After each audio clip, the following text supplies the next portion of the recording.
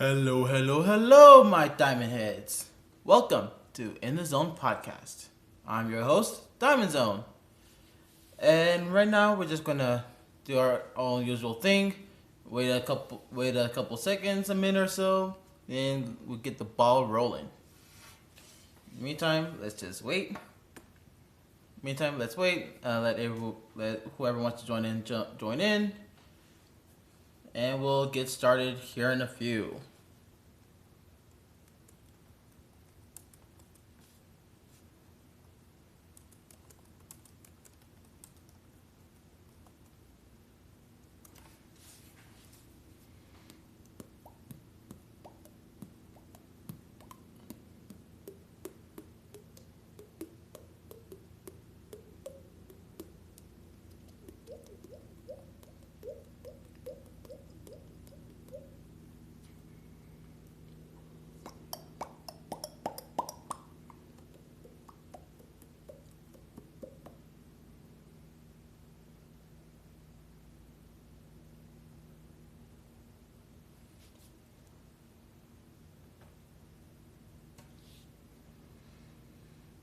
All right. So there's going to be a slight dilemma right now because I do have two topics I wanted to talk about. Depending on the situation that's going to go on, one of them we might have to discuss tomorrow, and I don't know. So right now, we're in this limbo right here until further notice. Actually, here's what I'm going to do. Alright, here's what I'm going to do. So, I'm going to discuss both topics. If given the chance, if I have enough time, if there is going to be enough time, we'll discuss about both of them. Then one of them, let's discuss more about it tomorrow. And sorry, I don't know why my brain froze like that. Anyways, so yeah, the two topics are dogs, because who doesn't love dogs? So one of them is dogs, the other one, what's up, my guy? Welcome to In the Zone podcast. Anyways, two topics today. Again, there's this limbo at the moment. So again, these two topics are dogs and intrusive thoughts.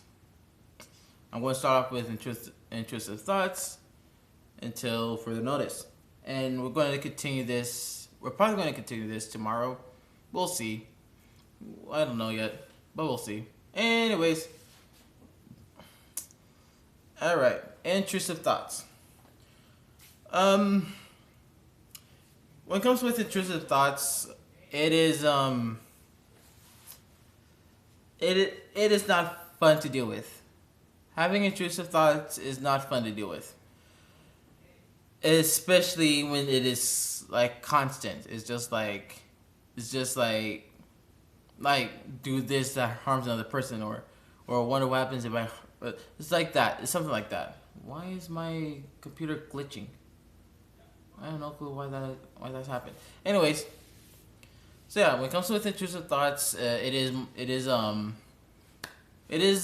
not good to deal with sometimes. I know whenever I have intrusive thoughts, I know my common one is with me driving and thinking about let me think. I don't know. Yeah, so like me driving and be like, I want to run over a person. Yeah, I don't want to do that. And it is really tiring to fight intrusive thoughts a lot of times, especially if it's consistent as well. It's just like, do this, then the next few minutes do this, the next few minutes do this. It is hard. It is tiring to fight off because especially if it is consistent, because you're constantly like being in a mental war with yourself, and the intrusive thoughts is just like it's so tiring. I'm just like at this point I want to take a nap, but the day's still going. I have to keep on moving. So yeah, like I said, intrusive thoughts is really it's a nightmare to deal with.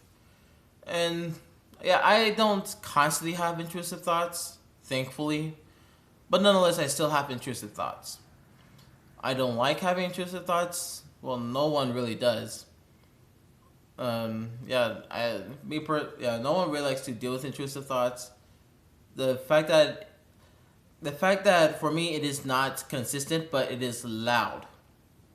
Not like loud in volume wise, but loud in like its awareness, I guess. Anything can be like you can be aware of a lot of things. Well, intrusive thoughts can be known by a lot of things. If you have like a internal monologue, like you can actually hear your monologue. Those intrusive thoughts can come in and be like can start off as whispers, then kicks off to normal talking like this, then it goes to yelling sometimes. Um, but that's not me personally. I know that there's some people. I know that there's some people that have intrusive thoughts that are like that. For me, it's not like that. For me, it's just like it. For me, it's like a huge weight. I don't know why, but for me, it's like a huge weight. Like a huge heaviness, like saying, "Do this, do this, do this, do this," and just like, no, no, no, no. Like I said, when it comes to me and imagination in general is yeah, it's nothing. I don't my imagination is blank. I t- I Here's the thing. Whenever I close my eyes, I literally don't see anything. For example, if a person tells me to close my eyes and think of an apple, what do I see? I'll be like, I don't see anything. I don't see an apple. I don't see anything. It's just blank. I know that there's a term for it. I forgot it. I know I've looked at it. I know I've heard the term a long time ago, like a year or so ago.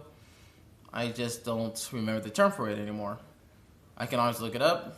At the moment, I don't feel like looking it up. I don't want to go through all of that at the moment. But nonetheless, yeah, intrusive thoughts is a nightmare to deal with. I'm trying for my charger. I'm going to plug in my laptop real quick. Okay.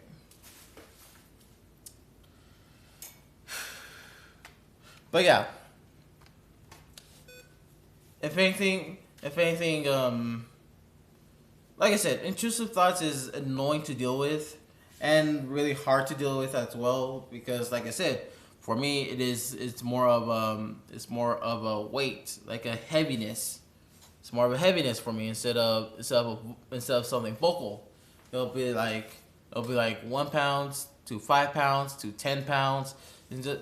It's all on a mental. It's all on a mental heaviness, I should say. Not a physical heaviness, but a mental heaviness. Because sometimes I can feel like my head holding around 20 pounds of 20 pounds worth of thought in a way. It's just like, oh, my head feels so heavy sometimes. But yeah. I try my best. I do my best to not think about intrusive thoughts or not let it get to me to the point where I'm not going to do anything because either A, I'm too scared, um, or B, I'm way too tired. For me, I just don't think about it. I don't think about it. I just go on with my day. Especially if I'm busy, I just go on with my day and just be like, all right, let me deal with this when I get home, and I'm not doing anything, so I can properly deal with it. Because if I'm in motion, or if I'm doing something, if I'm really busy and start having intrusive thoughts, I have to ignore it because I have to get through the day, do my duties, whether it be work, whether it be like a home project or something. Then after all of that, then I'll just be at home. Just either I'll be home on on the couch because again it's summertime. So far we don't have the AC on, and even if we do have the AC on, my room is not going to get the AC. So I'm sleeping on the couch because a lot more ventilation. I get more air. I get more ventilation. Anyways, I usually deal with my intrusive thoughts at home in silence, because when it comes to the silence for me, it is easier in a way for me to focus on what I'm trying to do or trying to say or whatnot. Yeah, like I said, for me I don't constantly have intrusive thoughts, so luckily I'm not one of the ones that constantly have it. So again, that's thankful on my end. I'm thankful I don't constantly have intrusive thoughts. But nonetheless, intrusive thoughts is still there. Oof, dang, I need... Eh.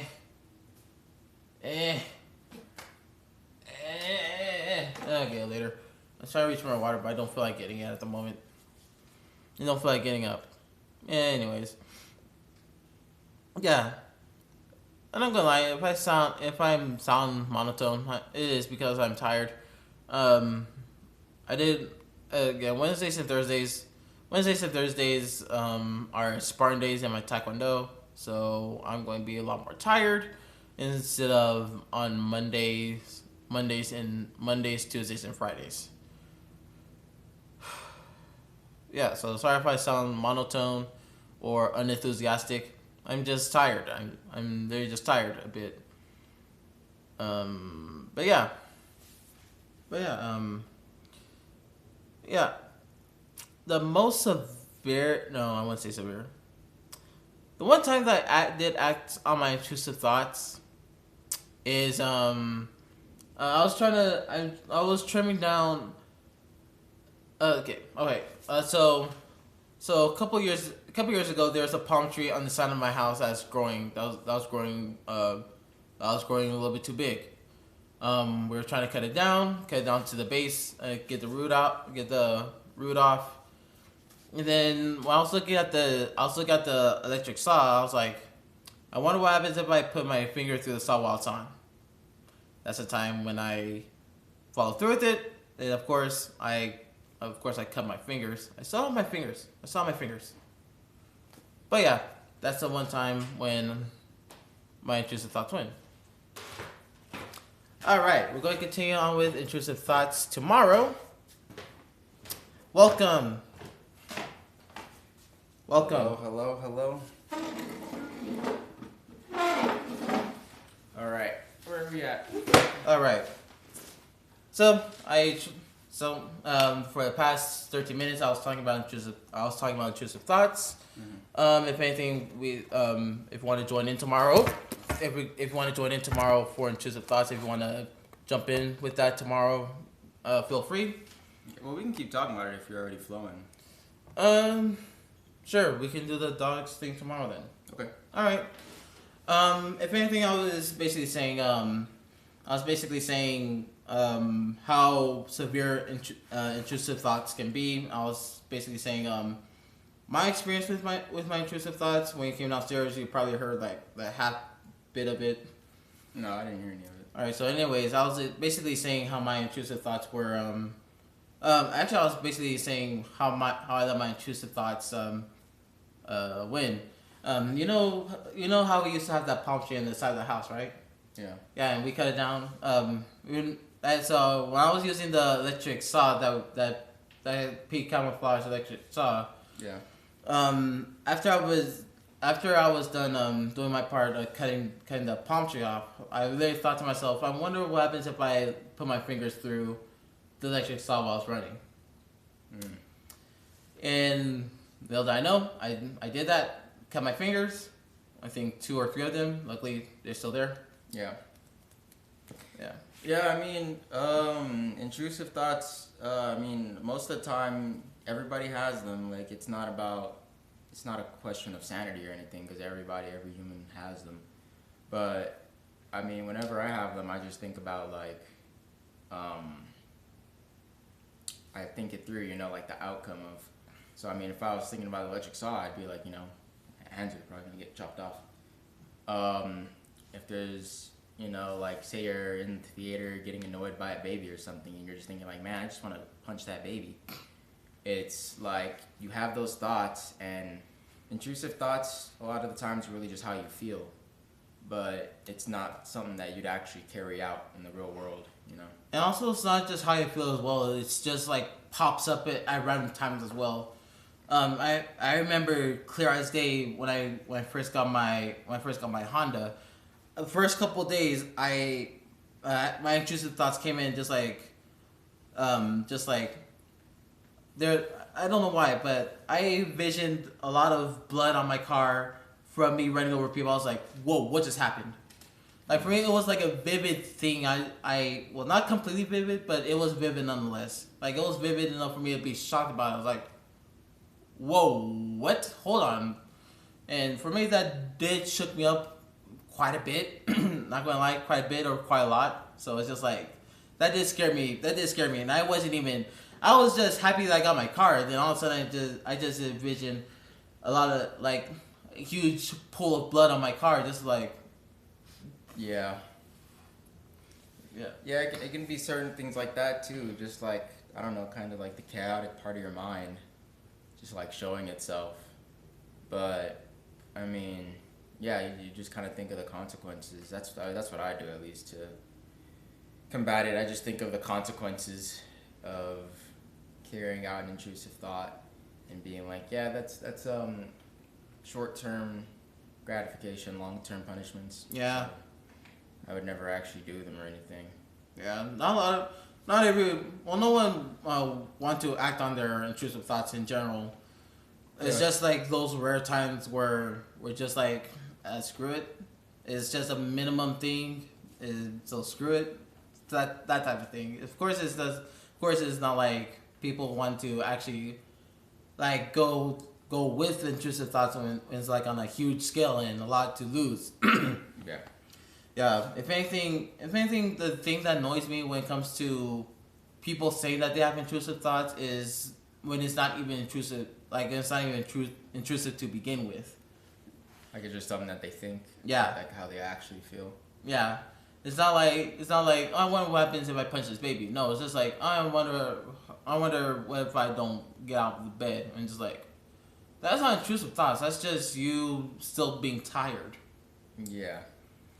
And extremely minimal stuff like that. That's not intrusive thoughts. It's just like you actually thinking, or you either you actually thinking, or you just letting your mind wander.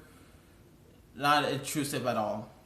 Yeah, and there's a pretty big gray area there, cause I mean they're both like they're both thoughts, so it's not like you can put like a pin on how real or not they are. Yeah. And they're both like, I think the biggest difference is how likely you are to carry out on those thoughts.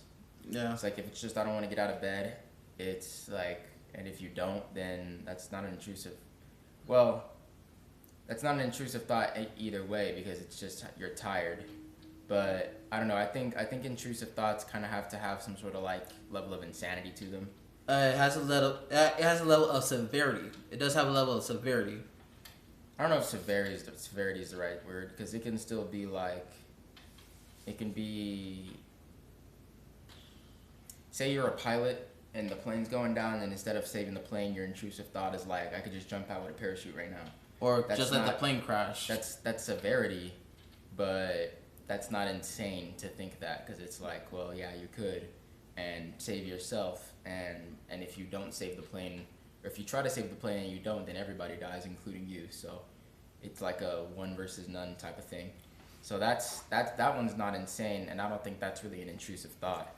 But if it's like I could just crash the plane, then that's an intrusive thought, and that's just insane, where it doesn't like really make much logical sense. Well, nonetheless, it is like both scenarios are intrusive thoughts, and like I said, and those two scenarios does have a severity with it. What I mean by severity is just like damage. That's the main point what I mean by severity when it comes to intrusive thoughts is the damage. Okay. Not just physical damage, but also mental damage as well. Because like I said with my saw scenario, that did leave a lot of damage. Luckily, my fingers weren't completely chopped off. Nonetheless, it did have damage that to heal from, and minimum minimum yeah, like a not that small, but not that small of a severity, but it is like a small severity. And going back to my car example, that does have a huge severity with it as well. That does have like a huge severity with I want to say like around 20 people, me running over. Not literally. If you're watching this, if you think they're doing this, no, it's not literal. It's a scenario. Anyways, yeah, yeah. Going back with my car example, it does have a severity of me going to prison for life or be getting the death penalty since I did theoretically kill around 20 people. I mean, I get what you're saying, but I still think it's based off of like insanity or how logical the situation is. Because like I said with the plane example, jumping out of the plane, it's still, no matter what you do, the situation's severe, you know? Yeah. Like in a heated situation where, say, okay, this is a good one that a lot of people can understand if they're on this side of things. Say someone's breaking into your house and you have a gun, right? Mm-hmm. You could kill that person with your gun, or like say you fire off a warning shot, or like say you have a shotgun and you shoot bird shot, a warning shot, and they start running out of your house, and say they're right at the door, and they take that first step out, and you're ready to shoot and kill them. You could kill them, and it would make sense logically because It is they your just standard broke into ground your law. house. Well, I'm about to get there. Sorry? They just broke into your house, and you're heated and you're mad, and you might want them to die, or you could let them go and just be like whatever. They didn't get off with anything. It was just a heated moment. It's severity in both, and neither of them are intrusive. But in a lot of states, if you shoot that person while they're leaving your house, you'll go to jail. Yeah. It's not stand your ground anymore. Yeah, because they left your house. Yeah. Yeah. Now you can get consequences for that, for shooting them while they're leaving your house. So both of them are extremely severe. In fact, I'd say shooting them while they're leaving is more severe, even though it makes a lot of sense. But neither of them are insane. Yeah. So neither of them are intrusive thoughts to me. Yeah. If anything, those are not intrusive thoughts. Those are more like standard ground laws and self defense laws. So those technically don't count as as intrusive thoughts because one, you're thinking if this person is going to bring it to my house, not invited and in a threatening way, I have all rights to either get them out, get them disabled, or end them, basically. But you don't. You don't have all rights to do that. When they break into your house, when they like break in and step in and start looting, I say like the standard ground law, as far as I know, basically saying you can. Rule is like you should fire warning shots, saying you have a weapon, and if you don't leave, I'm going to shoot you. I'm going to start shooting you, and if they don't leave, and they still start doing their stuff, you have the right to shoot. Which, by the way, if you are planning on defending yourself by a gun, make sure you have hollow points for self defense. Anyways, but yeah, let's say that's not the case though. Like the laws, and it depends on the state. In Texas, most of the time it's very like stand your ground. But you say stand your ground. Oh no. Texas is castle doctrine, I think, But stand your ground is even less forgiving for the shooter, because in the case that I just explained, stand your ground will not protect you. You'll go to jail. In castle doctrine, it's a gray area, because if they step out, it's not your castle anymore. They're outside. Yeah, and that's what I'm saying. Like that's what I'm saying. Like if the person just like steps in, just start looting everything, they don't leave. Fire warning shot. They still don't leave. Bang bang. And still, even that depends on the state, because if they're not posing a threat to you, in some places that's what say that you're wrong. Yeah, that's why I brought up the point of if they came in posing a threat. That's why I brought that up, because yeah, they don't pose a threat. They just came in. They could just be drunk or they could be intoxicated for all I know. They could just be intoxicated and thought that they were at home. Yeah, they could be someone mentally ill, thinking that that's their house. Exactly. Maybe someone that lived there before you. Exactly. That's why I said. That's why I put that. That's why I put that. If they're posing a threat there, because if it's just a person that's just walking in thinking like intoxicated, thinking, this is my house, or I'm sorry, I thought this is a round house, and they smell like beer, or they're high on the Zaza, they'll be like, all right, it looks like they're intoxicated, so just here's the couch, just lay there, go get some water. Once you're sober, just make sure you get out of my house, basically. Now, if they're posing a threat, now with intoxication, that is a little bit completely debatable, because one, they're intoxicated and they can pose a threat nonetheless, but they're intoxicated, so they don't know what they're doing. I'm not completely sure, depending on how intoxicated they are. That's a whole nother talk about. But anyways, we did get off track a bit with Intrusive Thoughts, with the standing your ground law. So let's reel it back into the Intrusive Thoughts. We did get a little bit off track with that. Yeah. Yeah. But it is necessary to that part is necessary to define the standing your ground laws and whatnot, and that part is important as well. Yeah. But nonetheless, going back to Intrusive Thoughts.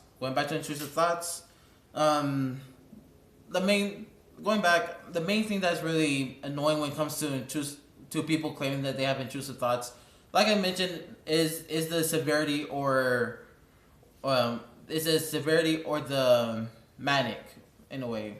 Does that make sense? I'm not sure if that part makes any sense, but the severity part makes sense. The manic part is just like either it's not like nothing at all, like or is it like psychotic in a way. That's what I meant by manic. I should really look up the word manic before I start using that. Anyways, yeah, if it's something that's just like a huge inconvenience, nothing like physically harming or mentally harming. If it's just a small inconvenience, that's not much of a intrusive thoughts. It's just a thought. Yeah, like what you were saying with the bed thing. I mean, it's not insane. So I mean, that's just kind of something that you're thinking. And I mean, a lot of people think that, like, oh, I don't want to get out of bed today, I'm tired. So that's regular. It's not an intrusive thought. I think the word intrusive kind of implies that it's not like of your personality to think that. Yeah. So that's kind of another part too. Yeah, basically intrusive is basically like something that you would never think of doing, basically. Yeah. Yeah, if anything, I don't get intrusive thoughts constantly, but when I do, for me, it feels, like I mentioned before, like whenever I do get intrusive thoughts, it feels like there's a lot of weight. There's a lot of weight in my brain, like in my head. Like for now, my head feels like it's like around 3 pounds, give or take 3 pounds. Then when intrusive thoughts came in, it adds in like 5-10 pounds extra. Then, like I explained earlier, that when other people have intrusive thoughts, it's like a internal monologue where it's just like whispered to normal talking voice like this to shouting. I'm not sure about you, but for me it just feels like a lot of weight comes into my head, just adds in the extra weight. Kind of depends on how stressed I am. Like, If it's I can't remember when the last time. Oh, there was that, but it's kind of personal. Yeah, you don't have to share anything too personal. So Let's just say it's like really stressed, or I'm really stressed out, and I'm starting to have intrusive thoughts. And to me, intrusive thoughts are always like little whispers, or like just kind of like a voice in your head telling you. But I think if you're really stressed out, then intrusive thoughts can turn from a whisper or a voice into like kind of a panic attack. yeah, Where it's just like the only thing you're thinking about. You can't even like hear your surroundings. You're just thinking about that one thing. yeah, and yeah, I did have my experience of panic attacks as well. It is not fun. I remember my first panic attack. It was not fun, and I have mentioned it yesterday. So yeah, you can always view on my well. I actually haven't uploaded it, so yeah, I'll upload it on the weekend. So yeah, my first panic attack it wasn't fun nonetheless, but yeah, but for me, like when it comes with intrusive thoughts, for me, I'm not much of a visual person. I made this example before you step down here. I made an example of if a person tells me to close my eyes and imagine an apple, and they ask me what do I see, I literally say I don't see anything because my imagination is not there. I literally cannot see colors when I close my eyes. I cannot imagine an object. I cannot imagine an object. I cannot imagine a color. I cannot imagine colors that often. Like I can see colors nonetheless, but it is rarely. I don't think that's unusual. I think that's just something that you kind of do as a kid, and then like you get past like the more your brain develops. I think it's more of a brain development thing. Oh yeah, it is a brain development. Nonetheless, it is a brain development, and a lot of people have the same thing that I described. I know that there's a term for it. I'm going to look it up after this podcast, but yeah, I know that there's a lot of people that has the same thing, and there's a lot of people that can imagine things very vividly. And there's me, just like I cannot imagine things at all. So Yeah, I mean, yeah, like I said, I think it's a brain development thing. I think like as you're a kid, you have to imagine certain things because you just know so little about the world and your own body that you just kind of go through like imaginative states about things. And I don't know. I mean, I think that's just something that everybody talks about, having like a child's imagination. But I just boil it down to like a lack of understanding of the world, and like a kid trying to like make more sense of certain things. yeah, yeah, I get it. Like to me, it's kind of like daydreaming. Like if you ever daydream like really intensely, you can it's kind of like an actual dream where you get like visions of it, like you can see it. But to me, when you're a child and you're imagining stuff, it's very similar to daydreaming. Yeah, like for me, like sometimes I daydream as well, but that's like often when I was like in high school. I constantly, well, not constantly, but I do like daydream a lot. Yeah. Yeah, and I guess like for me, when it comes to daydreaming, it's just like it's not there. Like I don't see things, but I do get lost in my thoughts and just be like I don't remember what we're talking about or what the teacher's talking about. Like that's on my end when it comes to daydreaming. Like I don't like vividly see like movies, quote unquote movies. But for me, it's just like I get lost in my thoughts, and I forget that I'm in a classroom filled with peers, and it's just like, oh wait, I forgot I'm in class. What are we talking about again? Wait, what subject are we in right now? It'll be like that sometimes. I think daydreaming has to have that vivid part, because I think if you're just in class and you start thinking of something else, I think that's just zoning out. Yeah, that's true. That's true as well. Yeah, where you just kind of start thinking about something. But nonetheless, they both have the same effect. Nonetheless, they both. They're similar. I just think the main difference is like actually. Is the visual stuff. Yeah. It's like you actually see those things. It's just like images flashing in your head. Yeah. So I think that's what it is. Yeah. That's the key. I think that's also a key difference as well. Hey, we got off track again. But yeah. Let's see. If anything, we can stop here. We can either stop here or continue at 40 minutes. Okay. All right. I'm fine with stopping here. All right. So whenever like I stop here, I open the if there's enough people, like if there's just like more than one person here, I always open the chat for Q&A. I always open the chat up for Q&A.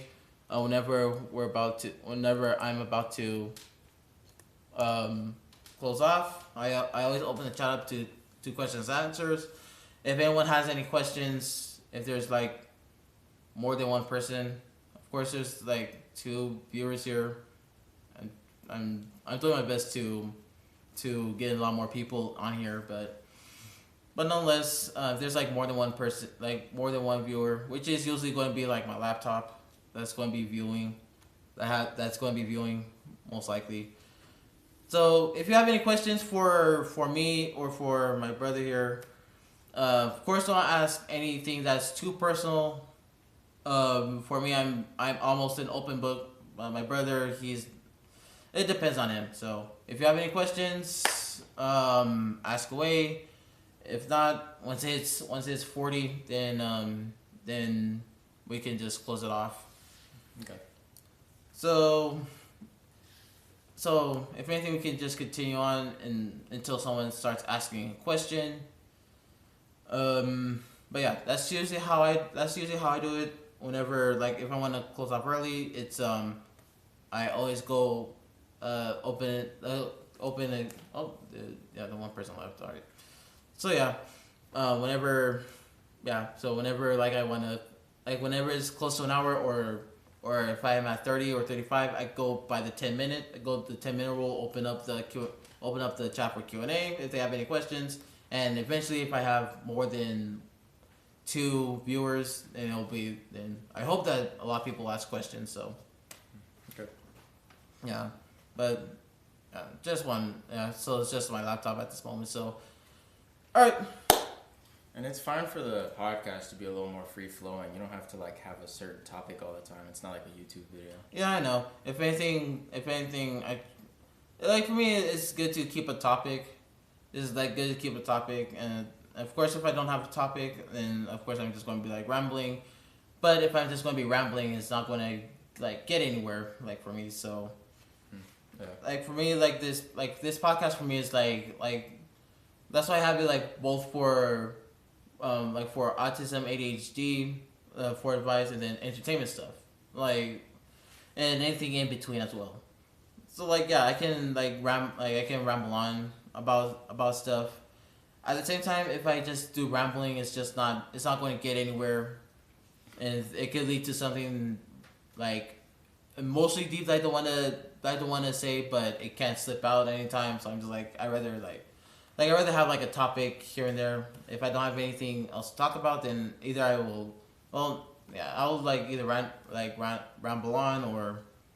Yeah, I think it's a good strategy for when you're by yourself, but when you're with other people doing it, I think letting it free flow is better because it can kind of make it feel more like an interview. Yeah. Than a podcast. Yeah. Or like trying to keep to one topic specifically. Yeah. If anything, yeah. Yeah.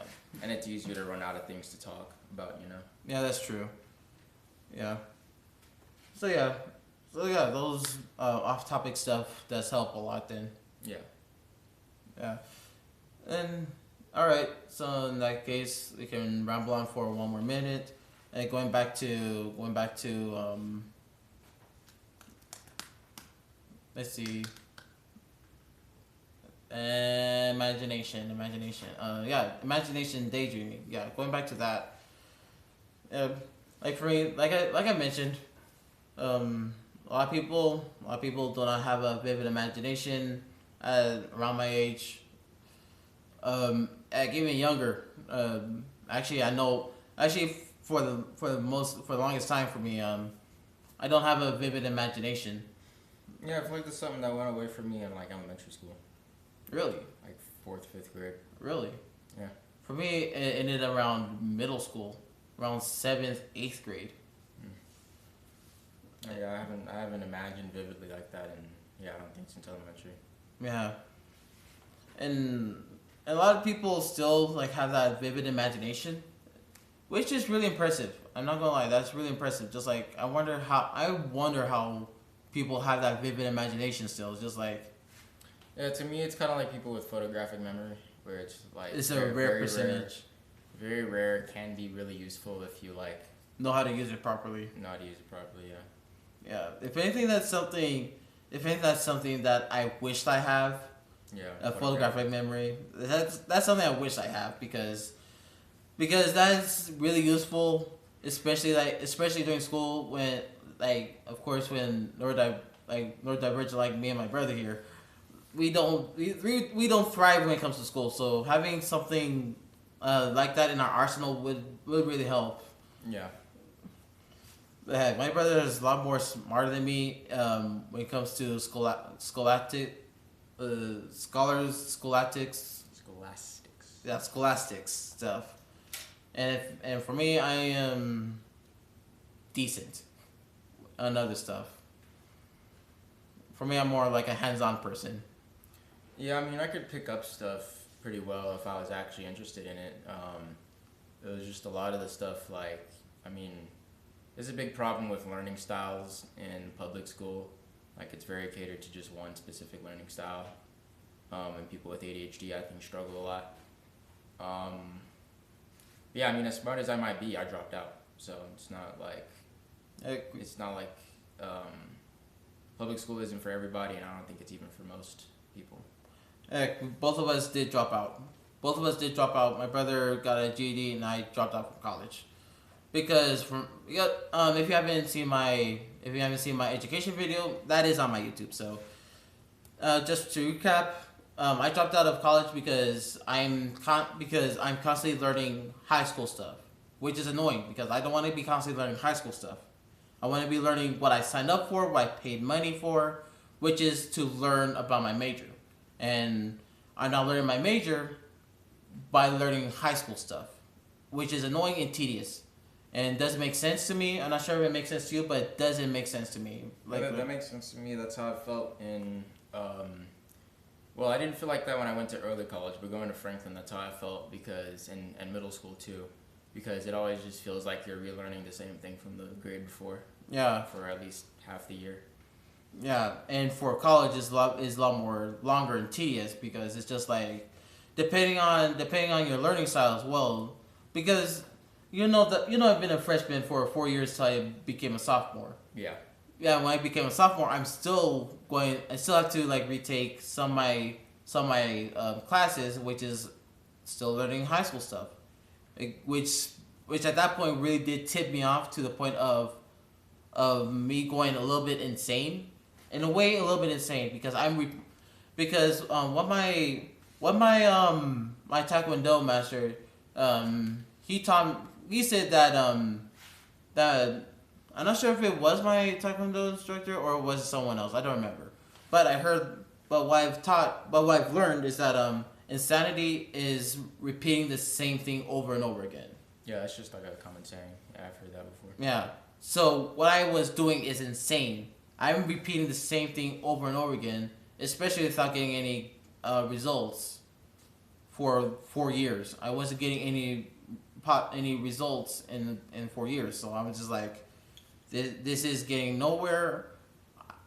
If anything, the reason why I stuck for that long because one, it's been drilled in my head saying you should go to college because you're going to get more money when you get a college degree and you're going to get accepted everywhere. That has been drilled towards everyone's brain and everyone's head. Is just like, then when you get to college, it's just like, why do I need to get a degree for? Yeah.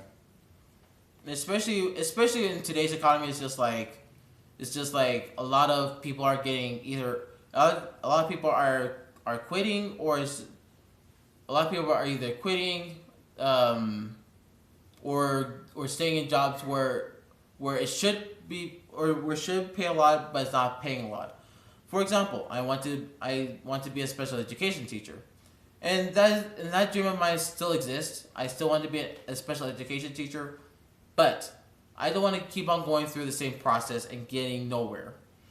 And just thinking if I did go through all that 16, 32 years from now, give it or take, I'll be like in my early mid 40s and just getting my degree and going to and teaching.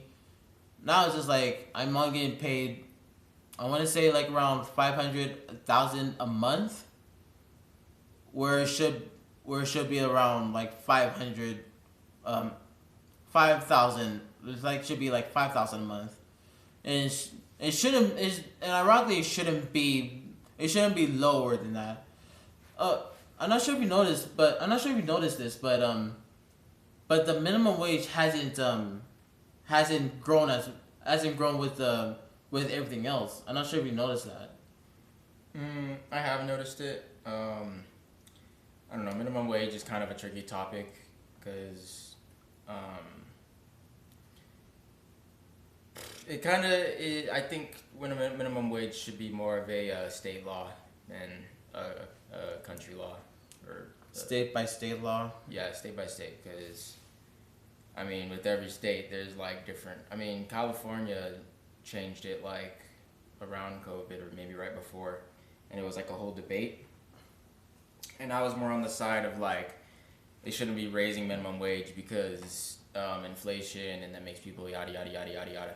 But the truth is, it's way more expensive to live in California, so it makes sense for California to raise their minimum wage. And quite frankly, it is a lot more expensive to live in general. It doesn't matter where you are. It's a lot more expensive to live in general.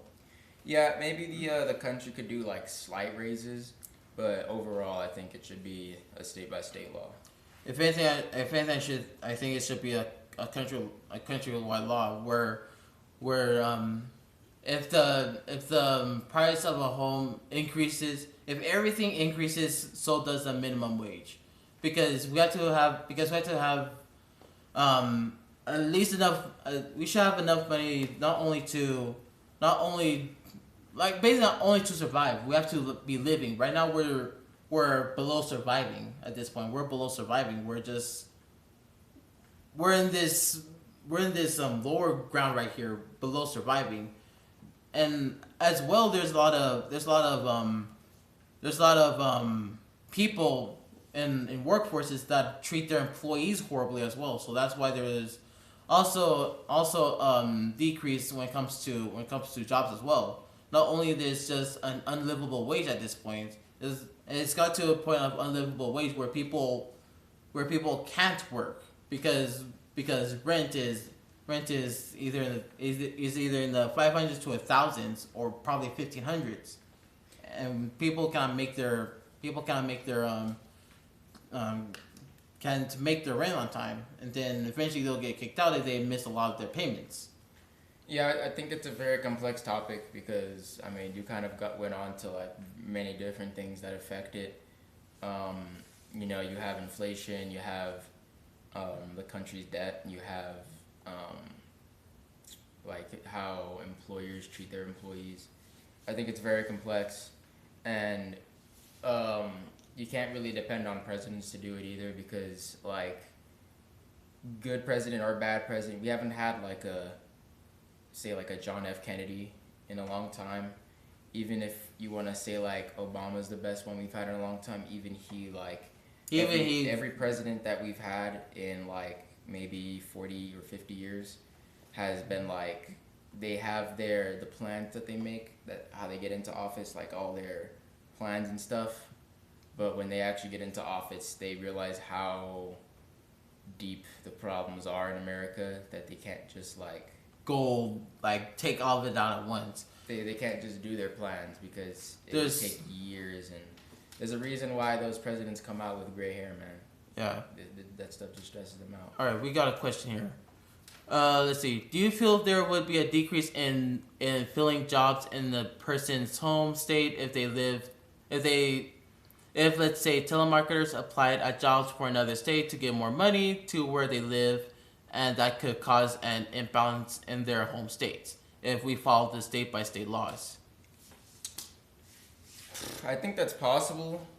Um, but the truth is, I think that, I mean, that's a good question. I think it's possible. Um, I'll hit the question, but I think the reality is that after COVID, so many people are going to like online jobs and like virtual stuff. So I think that that's just going to be inevitable. That some places are going to pay more, but um, also I think what you're saying is possible, but I also think that it would be combated naturally, just because we're in a capitalistic society, and whatever job pays more is gonna get more applicants, right? Yeah. So it would cause the states to want to compete more, and it would cause them to maybe raise their minimum wage. And I mean, sure, that could end up with an inflation problem, but I think more likely it would end up with like just a stronger capitalistic like state where there's bigger competition for like the money. I think I think it would like what you were saying earlier, employers treating their people bad. I think it would cause employers, or I think it would put like hot water under employers' feet. You know, I think it would be like they're losing their competition, or they're losing their employees to their competition, because now competition is worldwide. Yeah. Or like countrywide at least. And he replied, So is it possible? Hold on. So he also said, so is it possible it could cause a chaotic system? I think it's possible that it could cause a chaotic system, and it probably will, because a lot of these political things take years to come into play. I think it would probably cause chaos for a couple of years with inflation and like the poor and rich gap, and like the middle wage gap, like people, some people shooting up, some people shooting way down just because they don't do like the online jobs thing. But I think later on into that process, it would cause employers to be under more stress and more heat, and I think the trend of online jobs would kind of continue and grow, and yeah, I think I don't think it would be chaos for a little bit probably, but I think overall it would be the better option. For me, I I'm just gonna say this. I'm not well versed when it comes to politics and financial stuff. I'm not well versed into it, so I cannot put a lot of input. I cannot put a lot of input when it comes to those two subjects. Well, So, here, let me try to ask you something. Alright. Make it more simple. Let me read the question again. For the person, I also have it on my. if the person told me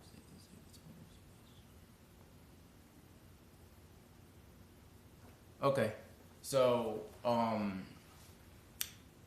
say you and five friends are running a capitalistic society, but there's something going on across the street. Our neighbors are running a capitalistic society, and since it's capitalist, not communist, everybody it's free competition.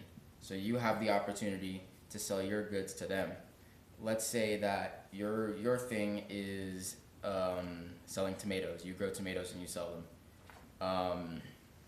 The person over there is you sell your tomatoes here to the people that live in this house for $9, but them over there is selling them or want to buy them for $13, and so all your tomatoes go over there. It would cause. Do you think that, or how do you think that would play out? I'll just ask because I already kind of know, or I already kind of have my opinion on it. Let's see. So, if I'm selling my tomatoes to people in this house for $9, then the ones across the street wants wants to buy it for $13, how would it? I am not completely sure because that's a biggie. That's a buggy right there. I'm not completely sure because Okay, first I'll ask, do you think you would sell to them? Well, I'll just say you will for the argument because it's capitalism. So I'll just say in the stereotypical capitalist society, you'll sell to them because they're buying for more. yeah. Now let's talk about the societies. Do you think that would benefit this house or that house? I think. Let's see. I think it'll benefit for both, because. All right. So here's a question: Is it 13? I'm gonna go a little bit deeper into this, just so I can get a better understanding. So, is it like $13 for one tomato, or is it $13 for one batch of tomatoes? $13 for one tomato, but I don't really think. Well, you can keep going with that. All right. So the reason why I asked that because all right. What's up for your 9? We're about to end it pretty soon, but we're kind of finishing up these last few conversations. All right, keep going. All right. And he also said, "How's y'all's?" Oh, we're doing fine. We're doing good. And he also said, "I love finances and accounting and LGBT." All right. So keep going. So how do you think that would affect both houses? All right. So I think it will affect in a positive way. That's why I asked. Is it like 13 for one tomato? And in that case, if it's for 13 for one tomato, it will negatively affect the other house because they're paying an influx for one tomato when the tomato should be like around $5. Okay. Well, I think you're getting caught up in like the price and like the specificity of the example too much. So I'll just tell you like where my train of thought goes. Right. You sell your tomatoes to them, and sure they're paying more, but the price might affect them instantly, but over time it'll affect this house more because this house has no tomatoes. You sell all your tomatoes to them, so over time it'll cause instability over here, and because we have no tomatoes. So the first week you sell those tomatoes, they're not panic. We're not panicking over here because we still have tomatoes. But the second we run out of tomatoes, it throws us into instant panic because sure money's a problem and having money is a problem, but not having food is way bigger. Yeah, that's true. So that's kind of what I was getting at. We'll get to that conversation, that comment in a second. That's what I'm getting at with the other example, where it's like, sure, inflation will be a problem instantly, and it'll throw chaos into the system. But over time, it's gonna cause hot water because the resource that the employers are lacking is people, and people are way more important than money. Yeah. So that's how I put that example. That's how it's 1-to-1. Yeah. If anything, for me, like I said, I'm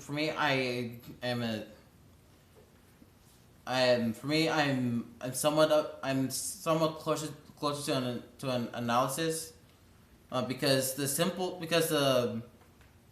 specific stuff, like, again, is one, like, how much, like, are they paying $13 for one tomato, or are they paying $13 for a batch?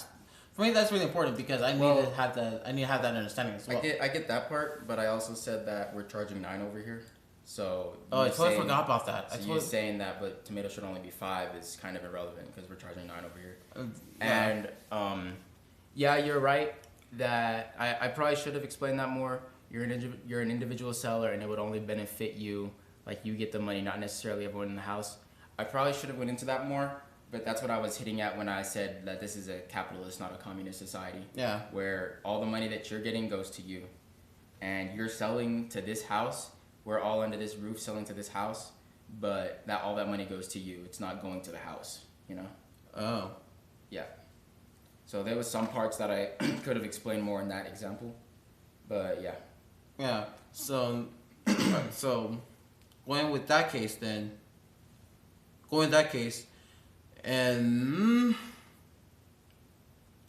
let's see. They're paying 9 for a tomato. They're paying 13 for tomatoes. They're gonna have more. They're gonna have more tomatoes. We're not gonna have more tomatoes because we're going to be selling them more the majority of the tomatoes while we're getting scraps. Yes. All right. Now it's starting to track in. Yes. And so, do you get the part where I said that the money deficit might cause them instability in the first couple of weeks, but over time, the tomato deficit There'll be a is famine. going to be There'll be a famine then. Yeah. All right. Now I get it. Yeah. That's understandable now. Yeah. See, yeah, for me it takes a while. It takes a while and a different for me when it comes to understanding something, it takes a little bit of while and more explaining adjustments for me to get it. So yeah. But yeah, in that case, yeah, they will benefit. Well, we are not gonna, even though that we'll have the money, we're still not gonna have the resources. Yeah, and that's a big like barrier that people have when it comes to understanding financials and politics. Also, is that money might be valuable, but money is only valuable because of the value that we give it. Money in reality is fake, and when things like this happen with the jobs or the tomatoes, where there's chaos in a lack of resources, the resources are infinitely more valuable than the money. Yeah, and not just the resources; it's also the people that are providing the resources as well. Well, that was part of the job example. Yeah. Where the resource is the people, it's labor. The resource is labor. All right. Yeah. But in the tomato example, it's kind of combined, where the resource is your labor and the tomatoes. But yeah. Yeah. There's something else I was gonna say. Money is infinitely more valuable. I don't know what I was gonna say, but just that money's fake in reality. Like at a very base level, money's not a real resource. It's just the value that we give it, and that these resources, human labor is the most valuable resource in the world, more valuable than gold or diamonds. Yeah, like even way before this modern civilization, I want to say sometime in the BC era, everyone actually just traded products. So let's say I want to, all right. So let's say that I came to you asking, hey, do you have any wood so I can build my house? You say yes, I do have plenty of wood. What are you going to give me in return? Oh, I can give you a batch of these radishes. It'll be like, all right, I give me 3 of your radishes. I can give you 3 of my boards. I'm like, all right, that's an even trade. Right. And money is just kind of like, it's a transaction thing. It's for trade. It's to make trade simpler to most minds, because the whole trading radishes for rice thing, it's like that works in a society where most people care just about their family. They don't care about like what country or whatever they're living in. But when we're living in a United States, in a country, money is important, because it just makes trade like, we're not gonna carry around 4 buckets of rice to trade, you know? Like there would be a waste of resources there. So it would be back then. It was useful because you're a farmer and you're gonna have an influx in rice anyway, and there just will be resource waste. But in a modern society, you don't. The money cuts down on the resource waste. I think that's one of the most important things in money. Yeah. So regardless, money. Like for me, money shouldn't have so much power. Let's see. It gives a measured amount rather than an uncertain worth, while giving the possibility to get what you need, because we put it as a way to get what we need. I don't know if I explained that right. It gives a measured amount rather than the uncertain worth. Yeah. Rather than, while giving the possibility to get what you need. Yeah, I get that. Measured amount rather than uncertain worth. Yes, because when you're trading rice to apples, the worth. So money So when I said the money thing, money is the worth that you place on it. When you're doing that trade, it still is the worth that the buyer places, or the seller, The trade. the buyer. Hold on. Well, I guess both trade. It's just the worth that each person puts on it. Cause it's just the difference with money is that the state puts the worth on it, where in a rice to apples situation, it's between just the two buyers. So there can't really there's no cause of inflation because it's just between the two buyers.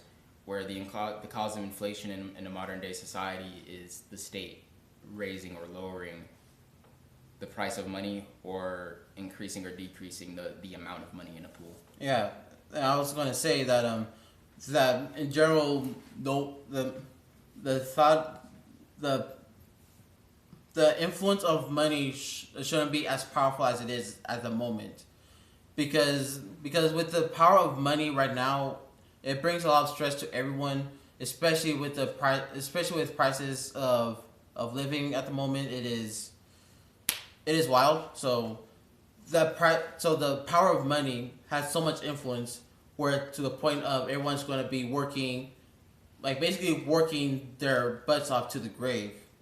So regardless, we should be living a healthy life, a healthy, livable life, without worrying about am I gonna have to feed my kids? Am I going to be able to feed my kids? Am I going to be able to pay the rent? Am I going to be able to do this that? We shouldn't have that worry when it comes to something like that. I think we're not going back to rices and apples, so money will always have like that importance. But I think you're right when you say that money shouldn't have such an influence, and I think it does have such an influence just because so many people are uneducated about it. Yeah. And the best way to get rid of that influence is to have more money classes and more financial classes, which the public education system do not want to do.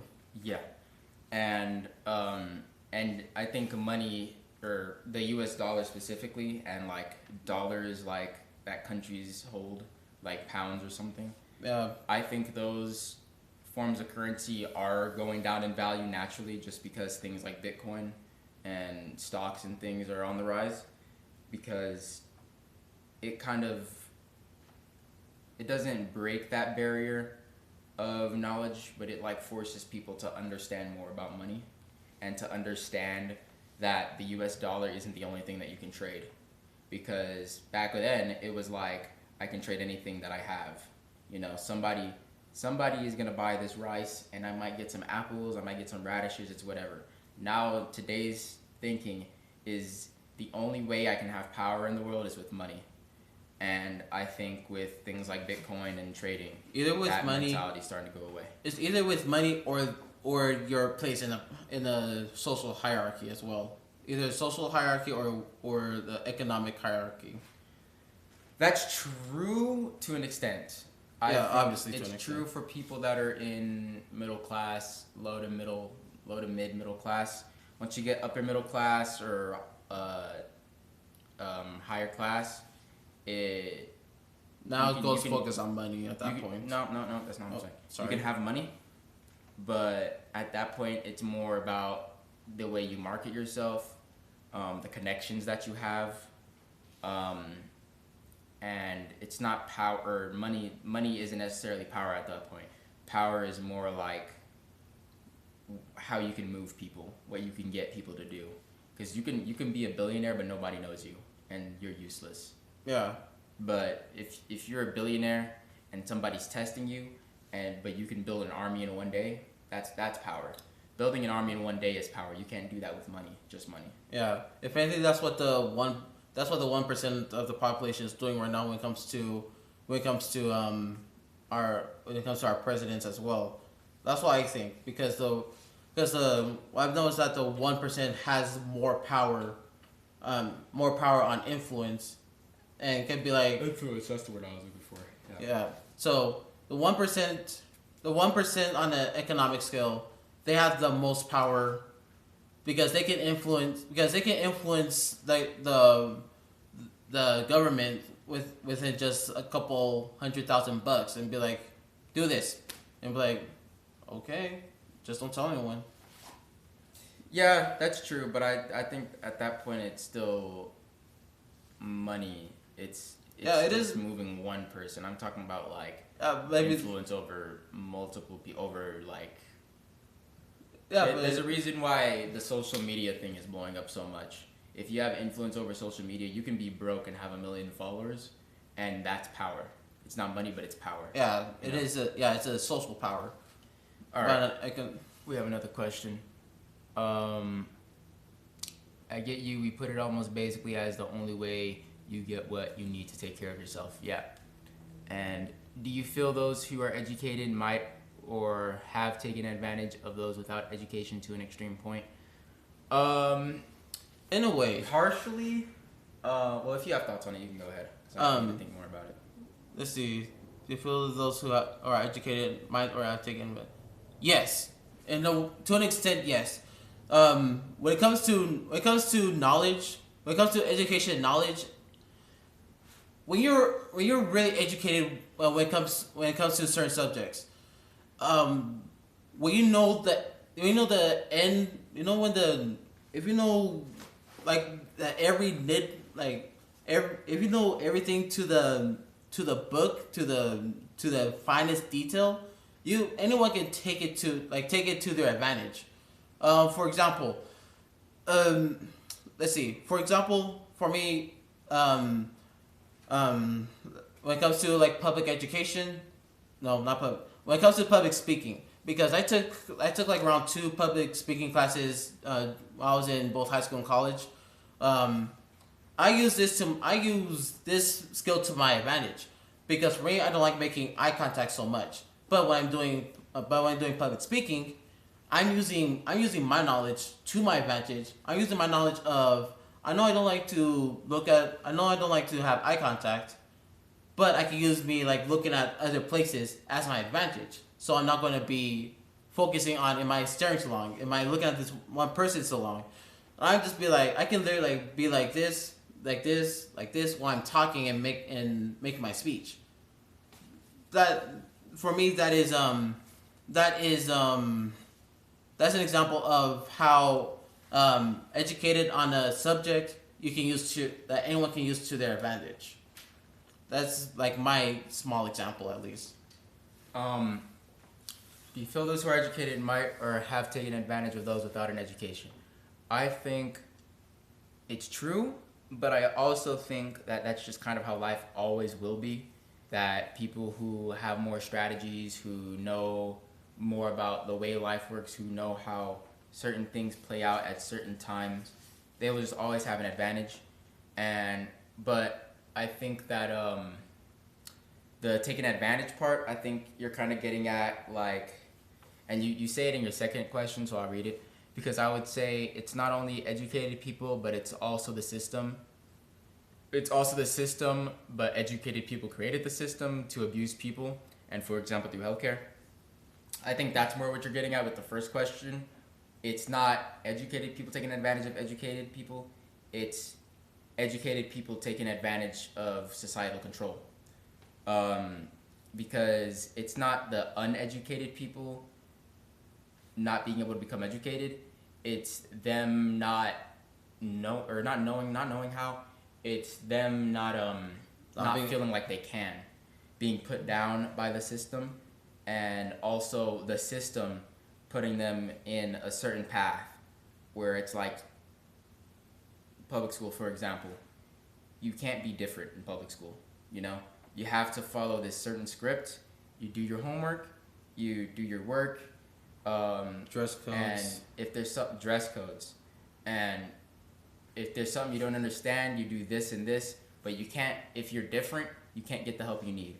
I think extremely educated people have taken advantage of society, where they've put society in a box, and but it's not educated versus uneducated. I think it's educated having a grip on society, and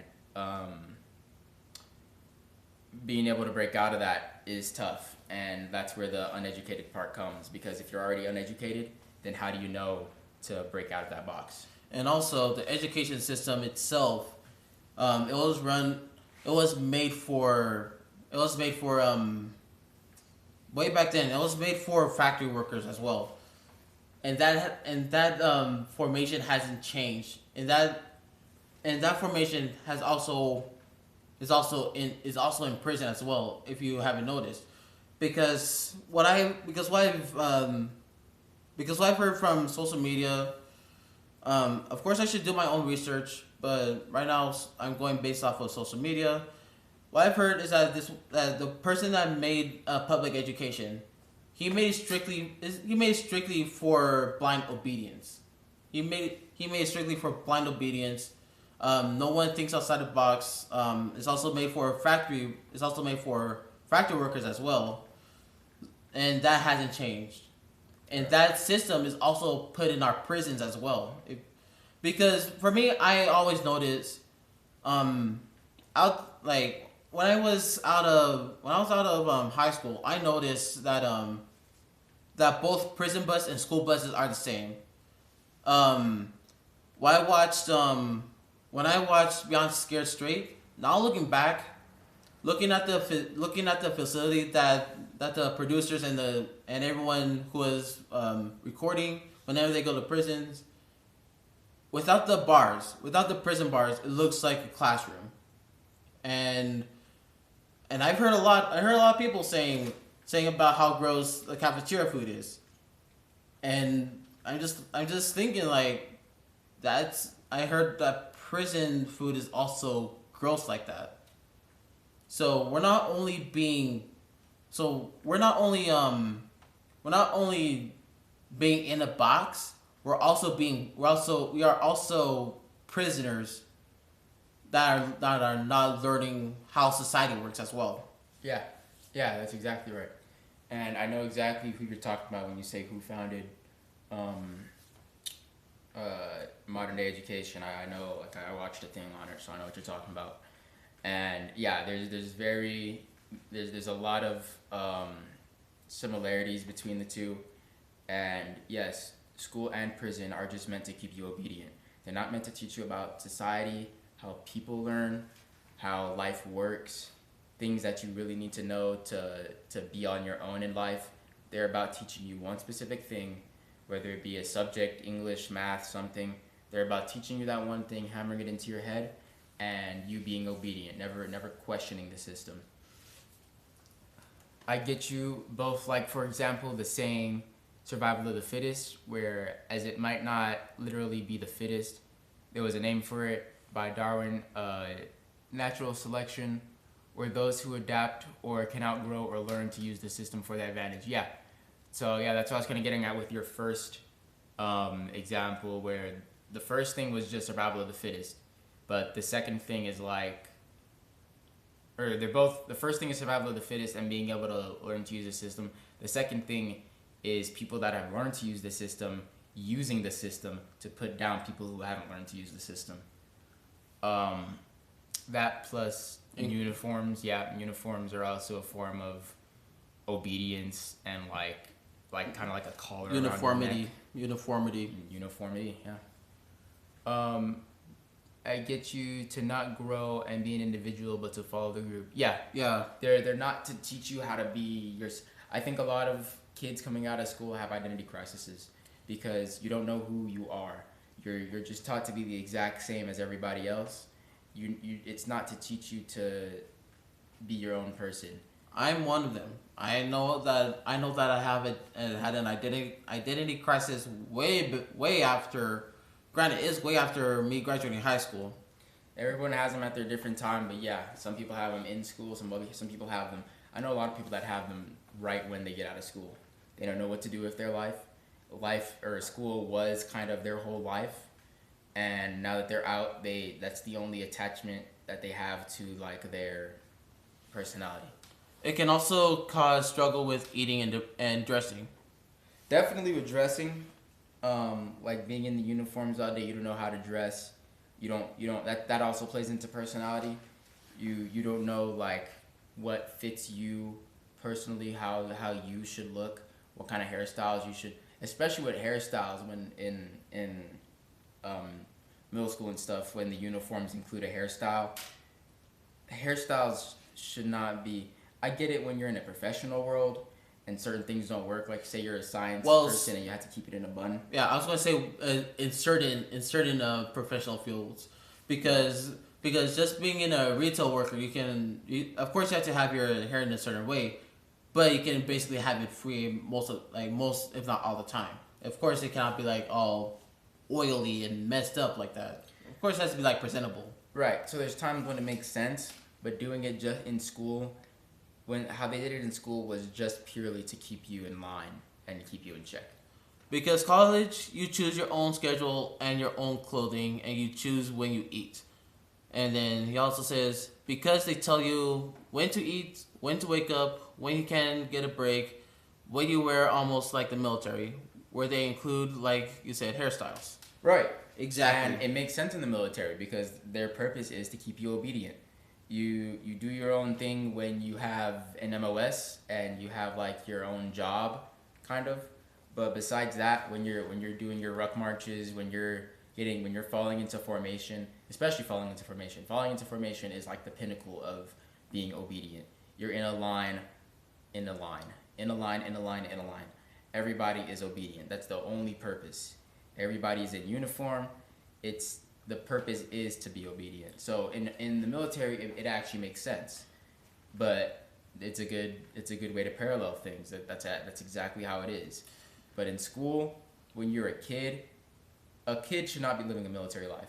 A kid should not be living a prison life either, because again, school is both military and prison. Yeah. And in college, you do get to choose your own schedule and choose your own clothing and whatnot. If anything, you can experience that somewhat in high school as well, because high school is a little bit lax when it comes to dress codes. But there's still some things that you cannot like wear. For example, for women, you cannot wear tank tops for some reason. For guys, you cannot wear shorts above the knee for some reason, which doesn't make any sense because for me, I like to wear comfortable clothing, whether it be baggy or, well, not completely baggy, but baggy like this, like where I feel loose and not so constricted in my skin. But yeah. Yeah. And one more thing about that is that as that strictness starts early in elementary school. As you get older, they give you extra things because you feel good just to have them. But in reality, they're doing it so that you don't question it. Yeah. In reality, you should be like, how come I didn't have this at the beginning? But by the time you get to college, you're already so programmed that you don't be thinking about it. It's programming. That giving you stuff, giving you things that you should already have, giving you water when you're already starving, it's programming. Yeah, heck, even teachers, even K through 12 teachers say, if you need to go to a restroom, don't ask me. Just get a hall pass and go. Which doesn't make sense either about the hall pass. That doesn't make complete sense either. But for me, it's just like the hall pass makes a little more sense to me because it's an easy way for the teacher to keep track of who's out, and also for like people like staff walking around to know if you're supposed to be out. Yeah, that one makes a little more sense. That makes a little bit more sense, and a lot more sensible than the rest. Let's see. They're allowed to scream at you and discipline you even since when you were small, so you learn to feel small and like you can't talk back, which can also, like you said, cause problems with your identity and cause you to end up in forms of abuse and conform to it. Yes. I remember this one douche teacher in my elementary school, 3rd grade. Oh my goodness, she was a pain in the ass. Excuse my language. If you're under 18, excuse my language. But yes. While I was in elementary school, in 3rd grade, this teacher, she was named Miss Smith. She was an angry teacher for some damn reason. And at the moment, I didn't know that I had ADHD and autism because again, I was around like 5 or 6. I don't completely know how the age system works when it comes to age in schools, but in third grade at that time, I didn't know what was going on. So whenever I turn in a homework late, or do something out of line, my teacher, she will pull me out of the class and start screaming at me and be like, and I didn't know what was going on. Again, I was a young little person. I was scared because she was shouting, and and other students of mine, and other peers of mine also said she makes everyone who has her in the classroom. She makes every student cry. And for me being optimistic, I was like, I don't think so, until that actually happened. That's my first thing. That's my very first trauma, because I had my very first trauma because of her, and I hate her because of it. And I hated, and I wouldn't say I hate school because of that. It is because of different reasons, but yeah, I hated her because of that. It can cause problems in relationship and identity and future roles. Definitely future roles. I mean, we see how many people come out of high school confused. Which that's also a thing, to be allowed to go to the bathroom. It has caused children to have constant accidents and feel embarrassed. That's also true. It can be harder on kids with undiagnosed mental obstacles because some will take it to more to heart and have trouble growing from it, and it will be further instilled in them. Yep. Yeah, definitely. Yeah. If anything, I'm not sure if you have any teachers that look like that in elementary or middle school. Yeah. I have one specifically that like put me in the corner like every class for not being able to complete the multiplication tables. Really? And actually he apologized to me once when I saw him in like Walmart randomly. Wow. Which was like I guess I got like extremely lucky because most teachers, one, wouldn't feel the need to apologize, and two, you wouldn't just come across them randomly. Yeah. If anything, I really like my high school teachers more. For some reason, well, not for some reason, but if anything, high school teachers are more lax, if you think about it, than elementary school teachers. I don't know why, but that just feels, I don't know. That dynamic is a little bit weird for me because, like I said, high school teachers are more lax than elementary school teachers for some reason. Typically they are, and I think that's just because they start to, well, not just because, but one of the reasons is they start to have less control over them. Another reason probably is that the more, like, the higher you go up in grades, typically the more experience you have.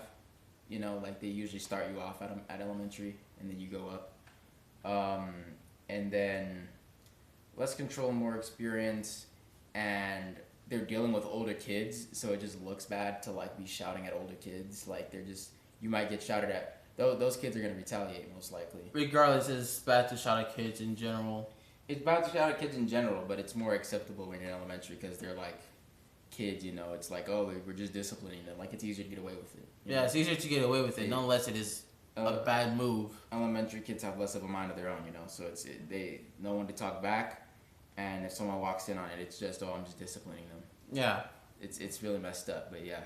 Yeah, if anything, I think that is where, I think because of that. Now looking back, I think because of that, that's why I had a hard time communicating with authority figures because I had that one bad experience with that authority figure. Yeah. That's my hypothesis. I'm not completely sure, maybe, but that's most likely. Probably. A lot of the worst trauma starts young, and that's like the stuff that's the hardest to break because you can't even remember what happened. Yeah. All the time. Elementary teachers have a bigger ability to... Oh, wait, did I miss something? No. Elementary teachers have a bigger ability to abuse their powers because the kids don't communicate. Yes, less control. Yes. They haven't learned boundaries and what truly is allowing or right to treat a human being. Yeah. Yeah. Yeah, definitely. Yeah. So, regardless, my biggest thing when it comes to school is a lack of responsibility. No, not responsibility, but a lack of accountability when it comes to teachers.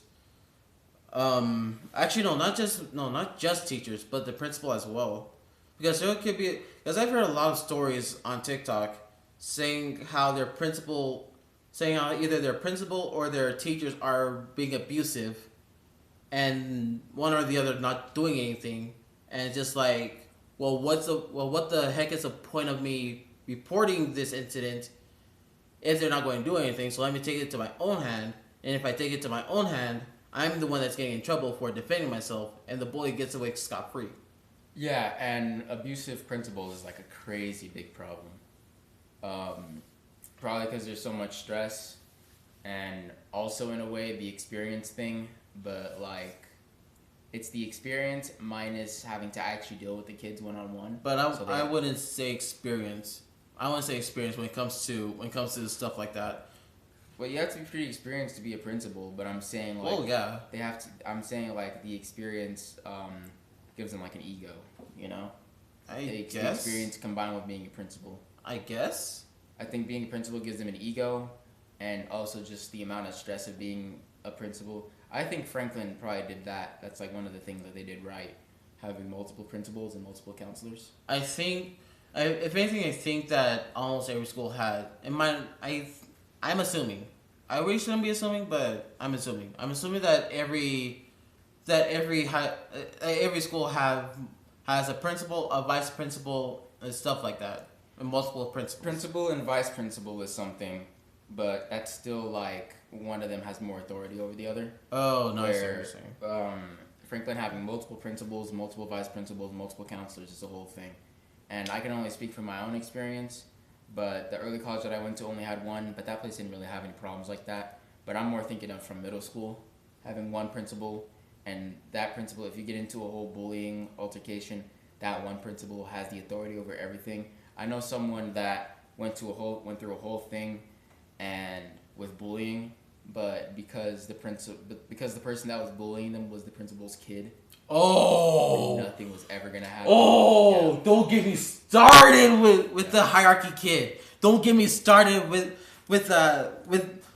Oh, they have a huge ego. Yeah. They have a huge ass ego. They will never get punished for anything. Yeah, just like, I'm the principal's kid. You can't touch me. Just like, they'll never get punished for anything in real life, but also at the same time, they're probably dealing with abuse at home because of how stressed out that parent is. Yeah. So it's like double bad. Yeah, but it still doesn't give them excuse to be all egotistical and be like, you can't touch me. No excuse at all. It's just, that's probably how it happens. Yeah.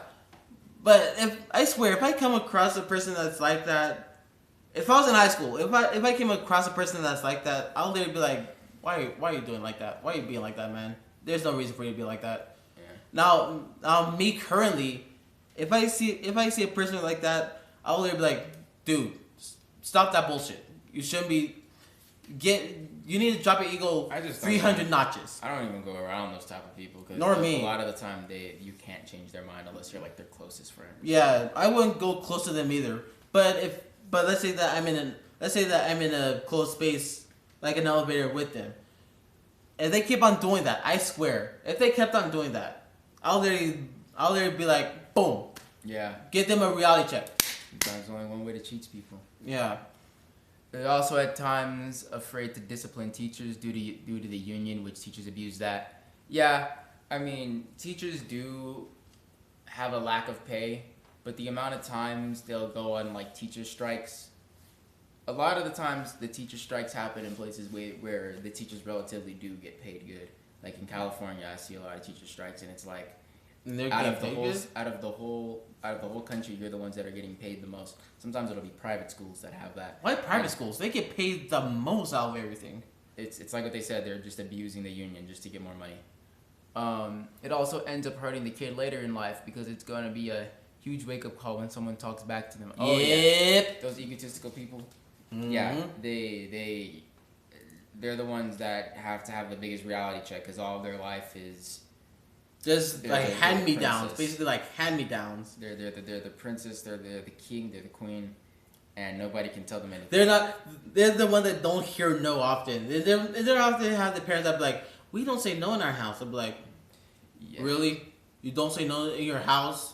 seeing that stuff is dumb. Have you ever seen that TikTok where like the kid is like about to break a flat screen TV, or he actually maybe does, and the dad and the mom are kind of just like laughing along with it, and they're like, no, don't do that, no, instead of like actually grabbing them or something. No, but I have seen something similar. I have seen a clip. I've seen a clip on TikTok where this kid is running around this store and just knocking everything down. And this Asian dude is just telling him, hey, don't do that. Then the mother just comes up like, we don't say no, we don't tell him no. I think I know what you're talking about. Yeah, I'm just like, that stuff pisses me off. I'm just like, I gotta breathe. Just remember that this is a part of a clip, but still pisses me off so much. Yeah. And they're both just spending time filming and allowing the child.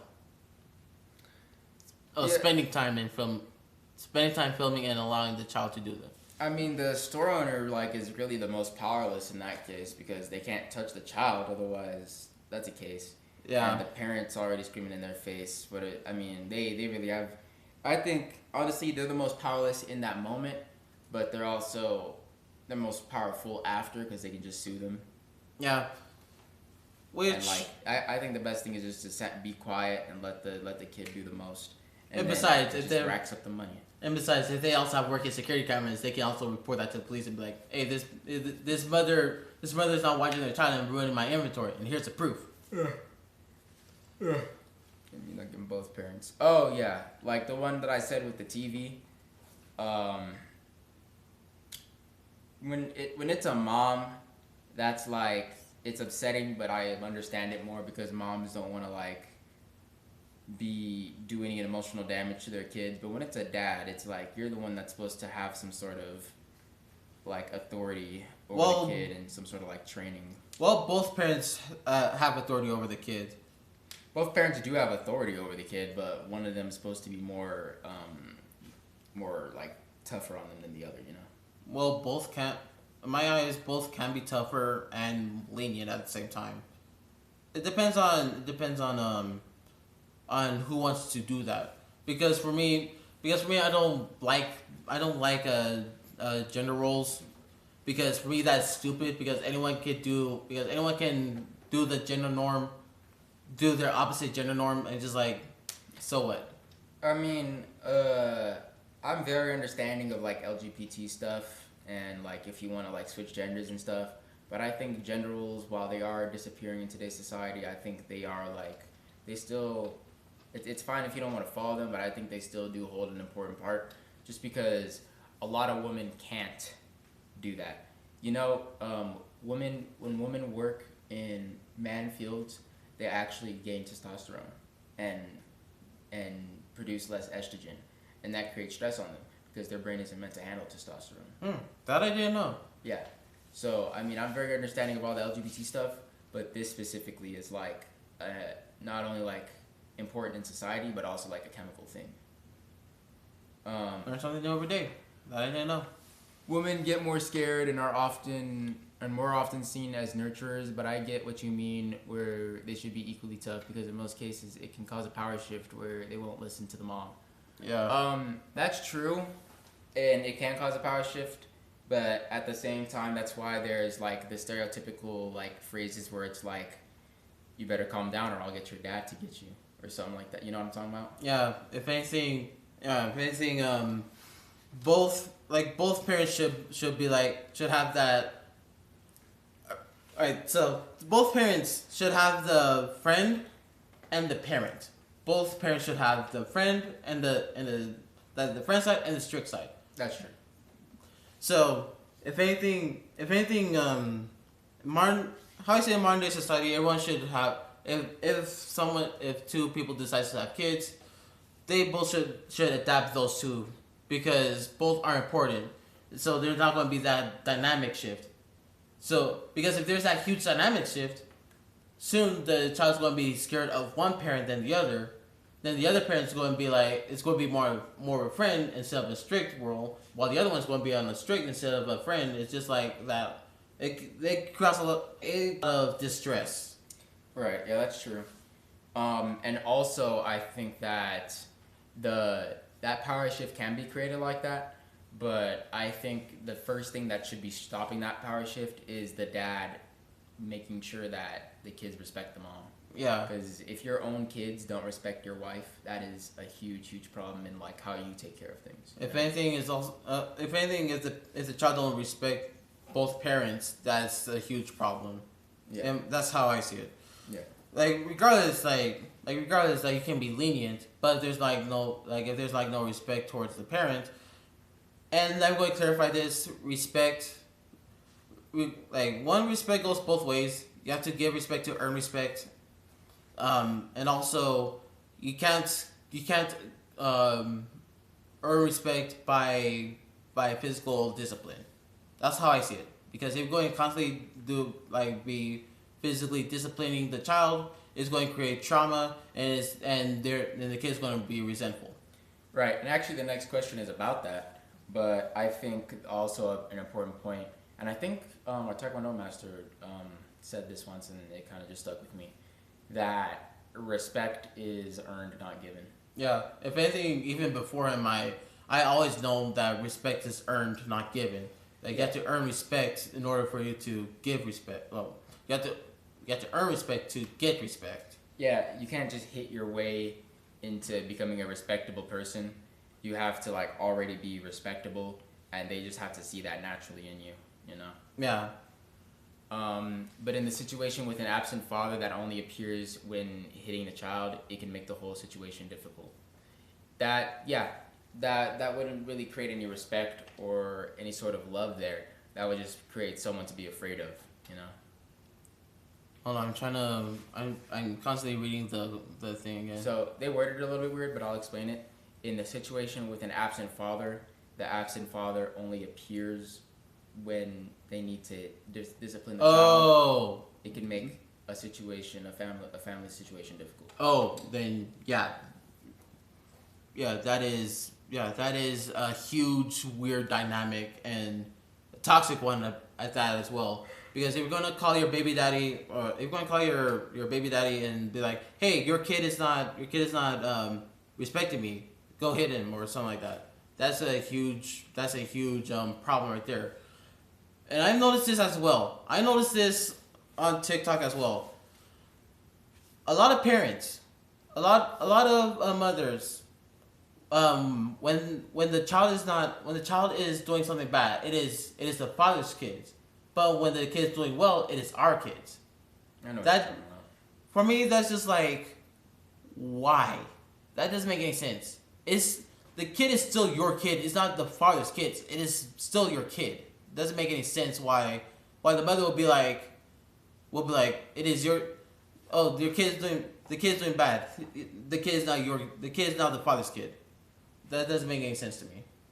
Yeah, I mean it's not logical. I think it just draws down to women being like more emotional beings than men, and them not wanting to take on the emotion of having bad parts of their kid. Because I mean, our own mom was not exactly like that because our dad wasn't in our life, but like it would be like that sometimes. When she found out that I was smoking, it was just a lot of like ignoring it instead of like they don't want to have to deal with those issues, so they just throw them onto something else. Yeah, especially when I'm not sure if I completely had a rebellious phase. I think I did. I don't remember. But I know that when I was in pain, being on my, I wouldn't say rebellious phase. And I was on my rebellious phase. I'm still getting out of it, but nonetheless, when I was on my rebellious phase, my mom, she wouldn't pay attention. She would typically ignore it. And for me, when I was going to the psych wards, when I was going to 2 different psych wards 3 times, that's when it feels like that's when she really cared.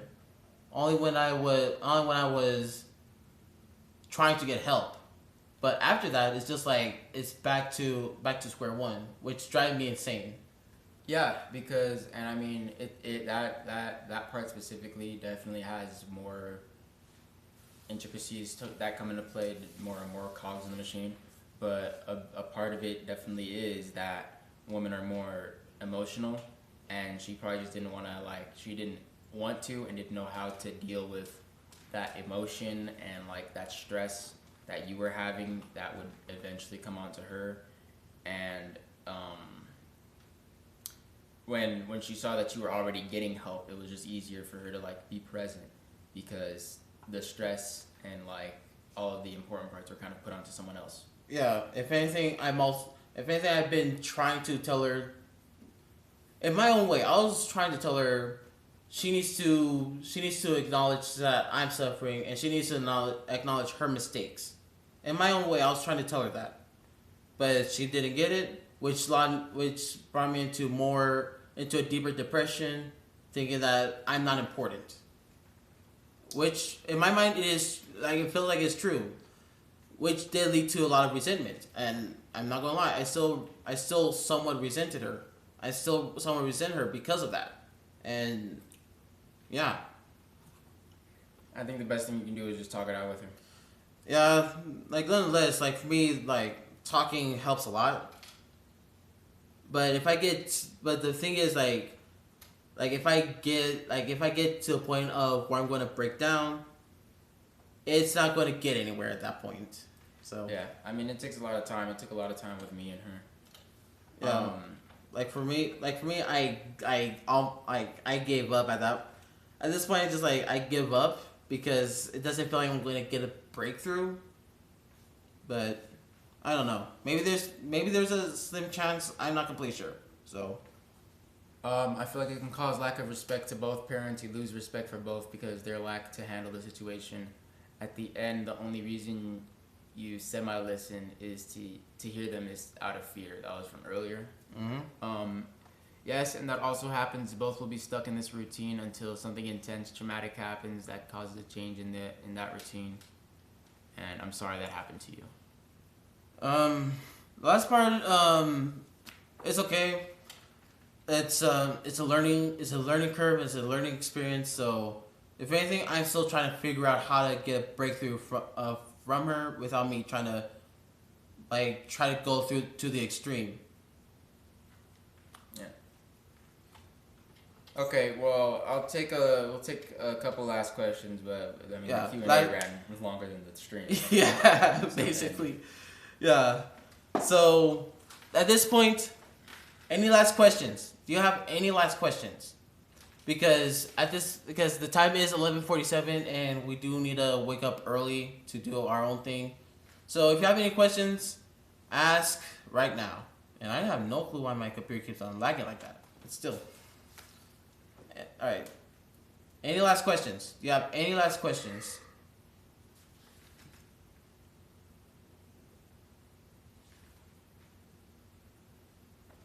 Well, if there's no last questions, thank you for joining in.